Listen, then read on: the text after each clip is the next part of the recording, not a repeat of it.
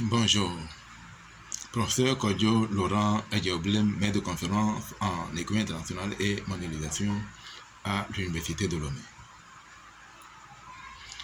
Dans cette vidéo, nous allons défendre un principe de l'évangile éternel. Ce principe dit que dans les derniers jours, les méchants s'entretueront. Si on n'aura pas à combattre directement, les méchants eux-mêmes s'entretueront. Nous allons donc offrir une petite prière suivie d'un témoignage personnel, puis je vais présenter ce principe dans ses aspects théoriques et empiriques. Puis je finirai aussi par un témoignage, un commentaire et un témoignage. Maintenant, la prière. Oh Dieu, Père éternel, Dieu infiniment glorieux dans les cieux, nous tes enfants, nous venons vers toi ce matin pour apprendre tes voies, pour apprendre à te connaître, pour apprendre à te louer, pour apprendre à être comme toi. Seigneur, nous te rendons grâce de ce que tu as les paroles de la vie éternelle. Nous te louons, nous te glorifions, nous te rendons grâce de ce que tu apprends la vérité à tes enfants. De même que tu as donné une loi à chaque création, à chaque chose. Tu as donné aussi des lois à l'homme afin qu'il vive en paix sur cette terre. Tu as dit, aujourd'hui je mets devant toi la vie et la mort.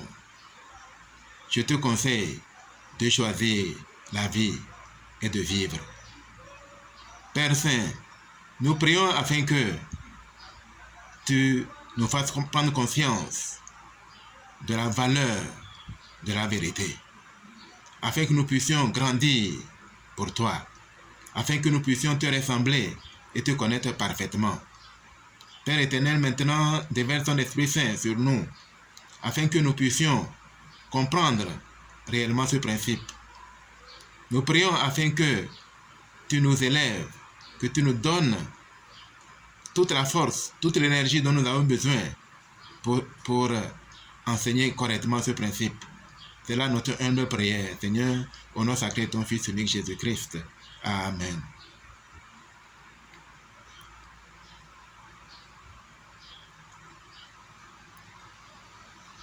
Maintenant, mon témoignage. Quand j'étais jeune étudiant en France, j'étais en même temps professeur d'un lycée et BTS. J'étais d'abord au lycée agricole de Vénoux, où j'enseignais dans les BTS. Puis, je fus nommé aussi à La Rochelle au lycée Josué Vallin. Et enfin, l'année suivante, je fus nommé au lycée Jean Doté, toujours à La Rochelle, où je tenais les classes de seconde, première et terminale, je crois. Et là, je me suis rendu compte, j'ai appris un principe très important. J'ai appris à connaître les gens.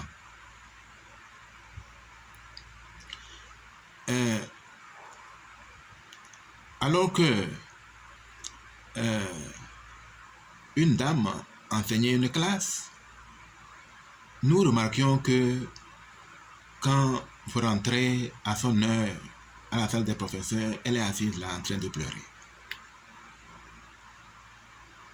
Et je ne comprenais pas pourquoi. Je croyais qu'elle avait des problèmes personnels.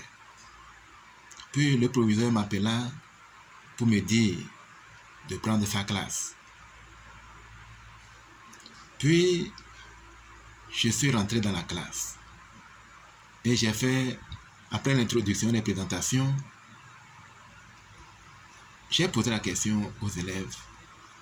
pourquoi il maltraite cette dame qui a probablement des enfants de leur âge. Et ils m'ont répondu qu'elle avait une voix fine et il ne comprenait rien, il n'entendait rien. Puis, je leur ai dit que ce n'était pas bon. Ce que vous faites, vous allez le retrouver sur votre chemin. Répentez-vous. Sur le champ, ils ne comprenaient pas. Puis, à mon tour, un jour, j'arrivais dans la classe et je vois à mon heure, leur salle est complètement fermée. Et on a mis même des chaises devant la porte pour bloquer la porte comme s'il n'y avait personne dans la salle. Puis quand j'ai vu cela, j'ai regardé, j'ai réfléchi un peu, je me dis, mais c'est aujourd'hui, j'ai bien cours dans cette salle. Qu'est-ce qui se passe? Je retournais vers les autorités pour comprendre ce qui se passe. Quand je descendais les escaliers, j'ai entendu un bruit. Puis je voulais revenir sur mes pas. Puis j'ai entendu beaucoup plus de bruit dans la salle. Puis, quand je suis venu rentrer, je n'ai pas voulu aborder cette question. Eux, ils croyaient que j'allais en parler. Je n'ai pas l'habitude de réagir. J'ai l'habitude d'agir. Quand quelqu'un agit, je ne réagis pas. J'attends d'agir comme je dois le faire. Puis, je leur ai dit que je donne 20 sur 20 à tout le monde dans ma matière. Mais, quiconque a un comportement malveillant va perdre 2 points ou 5 points. Ils étaient particulièrement attentifs.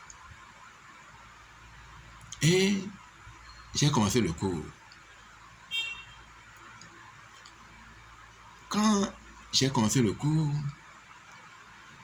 je savais que dans cette classe, il y avait 3 catégories d'élèves. Une catégorie particulièrement studieuse, très sérieuse, qui aime prendre les notes et qui pose des questions très intelligentes. Il y avait aussi une catégorie moyenne, qui tantôt fait comme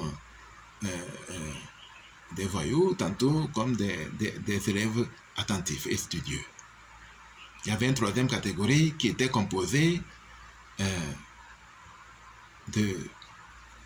d'élèves particulièrement voyous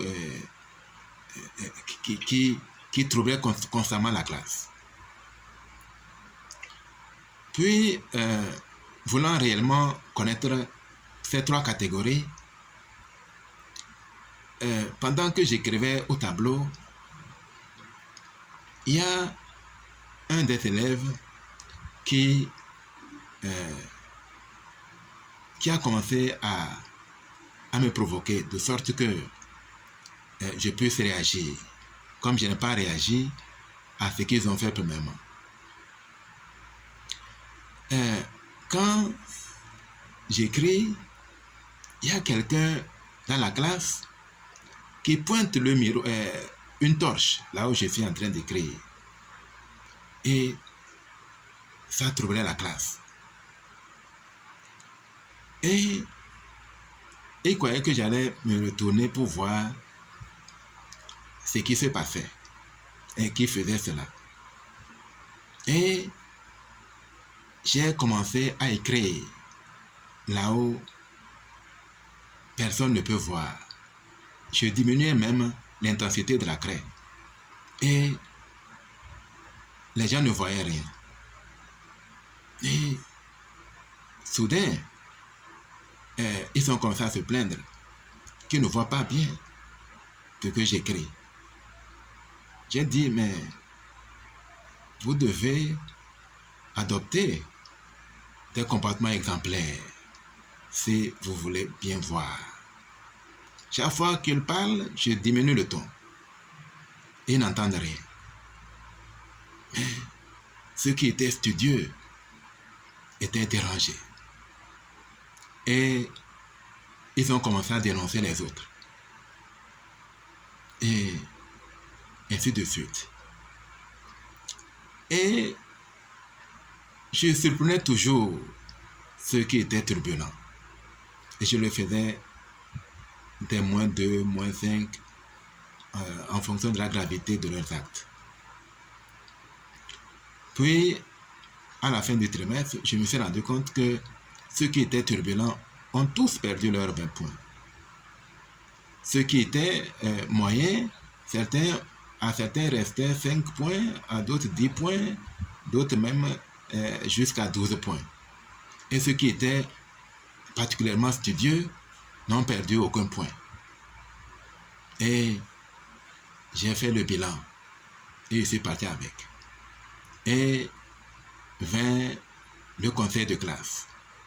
Quand je me suis rendu au conseil de classe, je voulais entendre d'abord ce que les collègues diraient. Et je me suis rendu compte que le conseil de classe est particulièrement sérieux. Les collègues connaissaient parfaitement chaque élève. Ils parlaient même de leur vie à la maison, de leur vie à l'école et leur vie en dehors des classes, ainsi de suite. Et je me suis rendu compte que le rapport que j'avais fait sur ces élèves dans ma classe était exactement ce que les collègues présentaient. C'est en ce moment-là que j'ai tiré une grande leçon. Je me disais que probablement c'est parce que je suis noir qu'ils se comportaient ainsi à mon endroit. Pourtant, c'est ce qu'ils faisaient à l'endroit de tous les enseignants. Puis depuis ce temps, j'ai appris une grande leçon qui me sert toujours jusqu'à présent. Voilà quelque chose de très important. Maintenant, revenons à l'évangile de Jésus-Christ. Le Christ dit, vous les reconnaîtrez à leurs fruits. Et que ceux qui sont quelqu'un qui est méchant ne peut pas être bon. Quelqu'un qui est bon, il ne peut pas être méchant. Il dit, est-ce que une source qui donne de l'eau amère peut aussi donner de l'eau douce? Ou bien un arbre qui donne des fruits doux peut-il encore donner des fruits amers? Il dit, il n'en est pas ainsi. Ce n'est pas cela la nature. Et que un homme, s'il veut être bon, doit être totalement bon. S'il veut être méchant, qu'il soit totalement méchant. Parce que Dieu vomit ceux qui sont tièdes. Ni chauds, ceux qui sont ni chauds ni froids, ils sont vomis par Dieu. Voilà le principe. Maintenant, il nous dit que dans les derniers jours, les méchants s'entretueront. Parce que la méchanceté n'a jamais été le bonheur. Celui qui est méchant, il est méchant envers tout le monde. Et celui qui est bon, il est bon envers tout le monde. Et donc, quiconque est méchant va peut-être être méchant envers un homme doux, un homme juste. Lui, il ne fera rien. Il continuera son chemin comme si de rien n'était. Mais comme quand on est méchant, on l'est envers tout le monde, un jour arrivera où il sera méchant envers un méchant. Et il sera méchant envers plus méchant que lui. Et ce plus méchant que lui ne va point se taire. Il va avoir raison de lui. Parce que dans la nature, il y a toujours quelqu'un qui est plus fort que nous. Il n'y a personne qui soit plus fort que tout le monde. Il y a toujours quelqu'un qui est plus fort que nous. C'est une règle universelle. Et donc, si on est méchant, on trouvera toujours plus méchant que soi. Et ce plus méchant que soi aura raison de nous parce qu'il sera plus fort que nous. Voilà. Donc, cela veut dire que si quelqu'un conserve une petite goutte de méchanceté en lui, cette petite goutte de méchanceté aura raison de lui un jour parce que cette goutte de méchanceté va s'exprimer un jour. D'où la nécessité de tuer complètement la méchanceté en nous. Je raconte une petite histoire ou deux anecdotes pour que l'on comprenne cela. Un prophète nommé Joseph Smith traversait une brousse avec les fidèles. Et arrivé à un endroit où ils ont voulu se reposer et se divertir un peu, ils ont constaté qu'il y avait deux serpents à sonnette à cet endroit. Et il a demandé aux frères de déplacer ces serpents, de les prendre et de les mettre derrière la rivière, de sorte qu'ils ne puissent pas revenir à leur place. C'est ce que les frères ont fait. Ils ont pris ces deux serpents, ils ont traversé la rivière et ils les ont laissés derrière la rivière et ils sont revenus. Et quand les frères ont posé la question à Joseph Smith a répondu en disant que la race humaine doit perdre sa méchanceté avant la race animale. Et que on ne doit pas exprimer sa méchanceté. On doit l'étouffer. On doit se comporter de manière à ce que notre méchanceté nous quitte un jour. Parce que si nous gardons un bout de méchanceté, ce bout de méchanceté finira par avoir raison de nous. Parce que rien d'impur ne rentre dans le royaume de Dieu. Voilà une histoire. Je raconte une deuxième histoire. Il y avait un maître et ses disciples et qui se déplaçaient et arrivaient à un endroit. Ils se sont rendus compte que un scorpion est tombé dans un bocal. Et le maître veut sauver ce scorpion. Mais quand il prend le scorpion, dès qu'il l'enlève hors de l'eau, il le mord. Puis il le lâche tomber. Il le lâche encore dans l'eau. Puis il recommence. Et quand il l'amène à la surface, il le mord à nouveau. Puis il le lâche. Puis une troisième fois, il prit toutes les précautions pour que même s'il le mordait, qu'il ne le lâche pas, qu'il puisse le sauver de l'eau. Puis il réussit à sauver le scorpion et ensuite il prit soin de lui-même.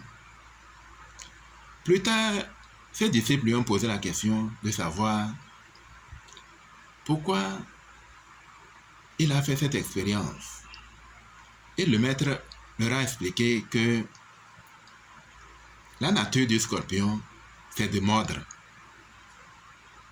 Et la nature de l'homme juste, c'est de sauver les autres.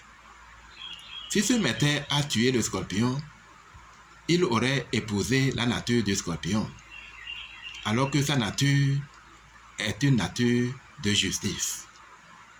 Voilà pourquoi un homme juste ne fait point de mal, et un homme méchant ou une créature méchante fait toujours ce qui est méchant.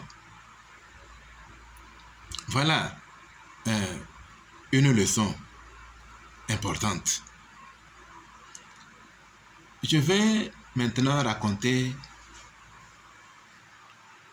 l'histoire que j'ai suivie ce matin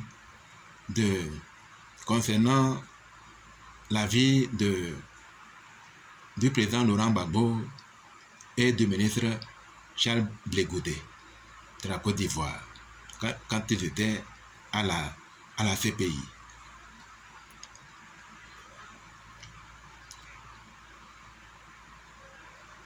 Il semble que actuellement, depuis le retour de la Cour pénale internationale, Laurent Gbagbo n'a jamais voulu recevoir Blé Goudé. Et un jour, il a raconté les raisons pour lesquelles il ne pardonnait pas ceux qui le trahissaient. Il semble que dans leur premier jour, Blé Goudé se comportait normalement. Blé Goudé disait même dans ses discours qu'il était à la fois le cuisinier, le coiffeur, il faisait tout pour le président. Mais le président, un jour, a pris la parole pour dire que sa femme avait voulu avoir une résidence à La Haye afin de ne pas laisser son mari seul. Mais elle n'a pas pu obtenir l'asile là-bas. C'est à Bruxelles qu'elle a trouvé l'asile et elle faisait 3 fois dans la semaine, elle faisait 400 km, 200 dans l'aller et 200 pour revenir afin d'aller rester avec son mari. Et qu'elle s'occupait réellement de lui. Et que, en fait, ils étaient 3. Charles Taylor, Bemba et lui qui cotisaient et la Madame Gbagbo préparait pour eux. C'est elle qui préparait pour eux. Et donc, cette histoire selon laquelle Blé Goudé s'occupait totalement du président n'était pas vrai. Parce que Laurent Gbagbo disait qu'il recevait tellement de gens. Les gens venaient de partout et il les recevait. Et ces gens lui racontaient souvent ce que faisait Blé Goudé. Il semble qu'il a fait allégeance à Dramane Ouattara. Et Dramane Ouattara lui avait recruté pour espionner Laurent Gbagbo. Et il envoyait tous les renseignements, tout, et puis recevait l'argent de l'autre. De sorte que il était devenu pratiquement le bras droit de Ouattara à la CPI concernant Laurent Gbagbo. Et quand Laurent Gbagbo a appris cela, dans un premier temps, il n'a pas cru. Puis, quand on a apporté les faits, il a fini par comprendre que c'était vrai. Il a compris la nature humaine. Il a compris que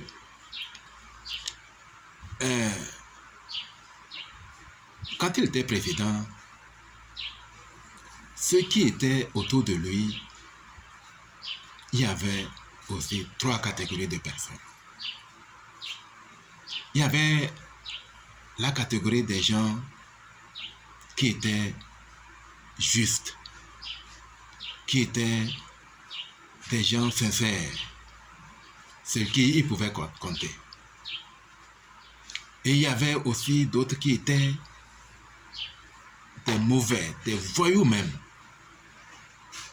Et dans cette catégorie, il plaçait Charles Blé Goudé.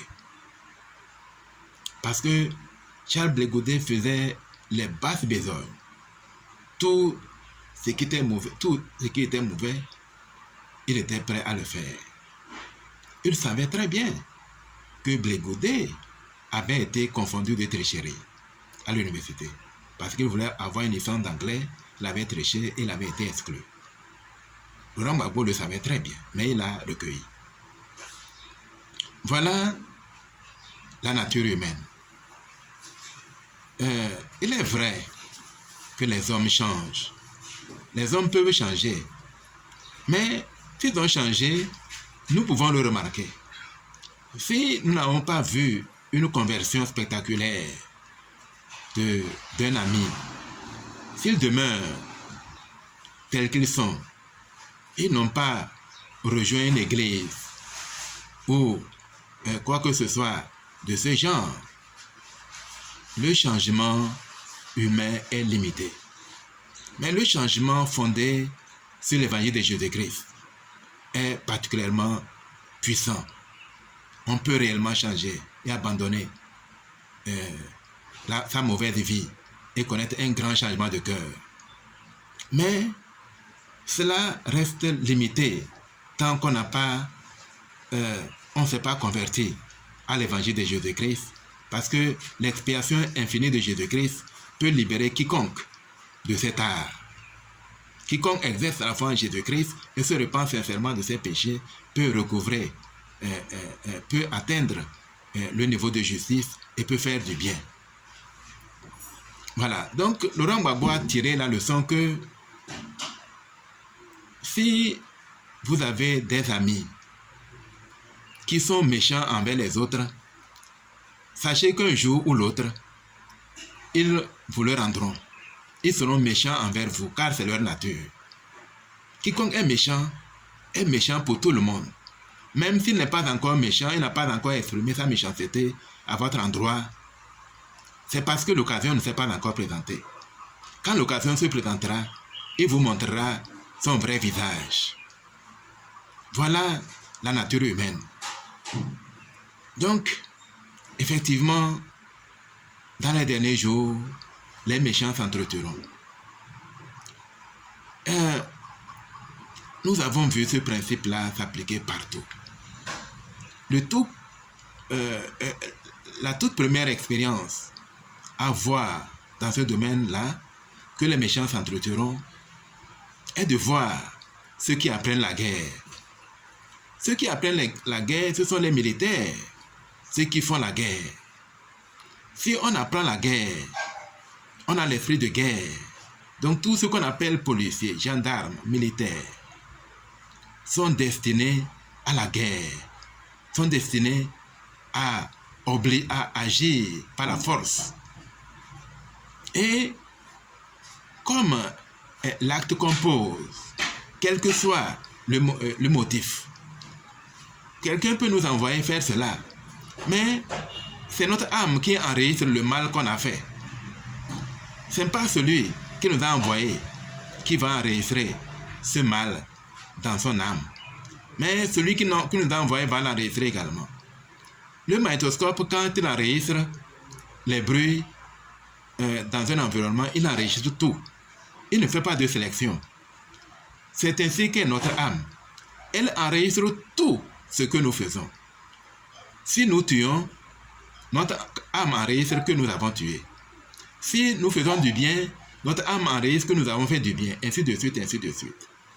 Il n'est pas possible de faire quelque chose qui soit perdu.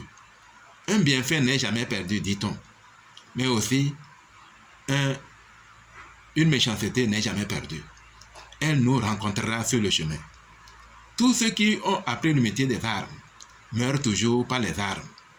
Tous ceux qui gouvernent par les armes, finissent par être tués par les mêmes armes. Quiconque utilise une arme meurt par cette arme. Que ce soit directement cette arme ou une autre forme de méchanceté, nous mourrons par la méchanceté que nous avons posée sur notre chemin. Voilà l'application réelle de ce principe que les méchants s'entretueront. Réellement, nous devons abandonner la méchanceté. La méchanceté n'a jamais été le bonheur. Plus généralement, l'évangile éternel nous dit que si nous avons été méchants toute notre vie, à la résurrection, nous serons rendus au mal. Si nous avons été bons toute notre vie, nous serons rendus à ce qui est bon à la résurrection. Donc, le bien au bien, le mal au mal. Et on ne peut pas faire de la méchanceté et ressusciter pour une vie de bonheur. Parce que la méchanceté n'a jamais été le bonheur, dit-on. Ce faisant, il est crucial que chacun apprenne cette grande leçon. Que les bons, ceux qui sont pleins d'amour, doivent demeurer dans l'amour. Ceux qui sont dans la méchanceté n'ont aucun moyen de s'en soustraire. Il arrive un moment où notre méchanceté devient éternelle, car nous aurons perdu le repentir. Si nous faisons le mal et nous ne nous repentons pas, un temps vient où notre cœur aura totalement changé pour devenir une seconde nature. Quand nous cultivons une seconde nature, nous ne la perdons pas, nous ne la perdons plus. C'est ce qu'on appelle le jugement dernier. Quand nous perdons le repentir, nous sommes déjà jugés. Nous ressusciterons pour la mort éternelle. Mais quiconque fait continuellement le bien, un temps arrive où on est définitivement jugé. C'est-à-dire qu'on a atteint le repos du Seigneur, de sorte qu'on ne fait plus du mal. On ne peut plus être attrapé par le mal, par le diable. Je témoigne véritablement de cela. Je sais que j'ai déjà foulé le monde céleste. Je m'y suis déjà rendu. Je suis déjà allé dans le royaume céleste. Dans une vision que je ne peux pas raconter. On ne peut pas raconter une telle vision. Quand j'ai quitté de cette vision, quand je touchais ma chair, je ne sentais rien. C'est la plus grande de toutes les visions que j'ai eues. Quand j'ai fini cette vision, c'était extraordinaire. Il n'y a rien dans ce monde. Il n'y a rien dans ce monde dans lequel nous vivons actuellement. Le royaume céleste, c'est là la vraie vie. Quand on est dans ce royaume, on se rend compte que véritablement, le temps que nous passons sur la terre, si nous n'avons pas appris à être bons, nous allons le regretter amèrement un jour. Car véritablement, le bonheur nous attend dans un monde idyllique, dans un monde parfait. Nous devons nous repentir et nous préparer à ce monde. Quelqu'un a dit qu'une vie sans Jésus-Christ est une perte de temps. Et je témoigne que cette phrase est vraie. Quiconque vit ici comme un animal, il perd son temps. Il va récolter cela. Car à la résurrection, il sera rendu au mal. Mais quiconque fait le bien jusqu'à ce que le chiffre de Dieu soit écrit sur son front ne peut plus jamais être attrapé par le mal. Je témoigne de toutes ces choses au nom de Jésus-Christ. Amen.